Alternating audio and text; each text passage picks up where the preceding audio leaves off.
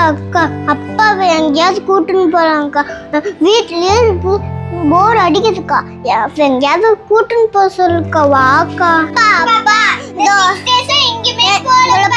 எங்கேயாவது கூட்டு போப்பா. ஒன்னும் ஒரே நாள் தான் லீவு. அடுத்த நாள் ஸ்கூல்கா. உங்களுக்கு வெளில கூட்டு போனா சும்மாவே இருக்க மாட்டீங்க. இது வேணும் அது வேணும்னு கேட்பீங்க. அவ்வளவு காசுலாம் என்கிட்ட இல்ல. போங்க பா போப்பா. 100 ரூபாய் தாங்க இருக்கு. அந்த 100 ரூபாய் மட்டும் போதும், என் கூட வாங்கலாம். கவி வாங்க சொல்றேன். ஜென் லட்சு பானிபூரி பாத்தீங்களா குழந்தைங்களோட சந்தோஷத்தை. குழந்தைங்க எங்கேயாவது வெளியே கூட்டு போங்கன்னு தான் சொல்றாங்களே தவிர இங்க கூட்டு போ அங்க கூட்டு போற பெரிய இடத்துக்குலாம் கூட்டு போய் செலவு வைக்கணும்னு நினைக்கலங்க. குழந்தைங்களோட செலவே 50 ரூபாயில முடிஞ்சிருச்சு. அந்த சந்தோஷம் பாத்தீங்களா ஆனா எவ்வளவு இருக்குன்ட்டு. எல்லா ஆண்களும் இந்த மனசுல இருக்கிற எண்ணத்தை கொஞ்சம் மாத்திக்கோங்க. ஃபேமிலியை வெளியே கூட்டு போனாலும் செலவு தான் ஆகுன்ற எண்ணத்தை மாத்திக்கிட்டு வெளியே போறதுன்னு நினைக்கிறாங்க. அதை மட்டும் புரிஞ்சுக்கோங்க.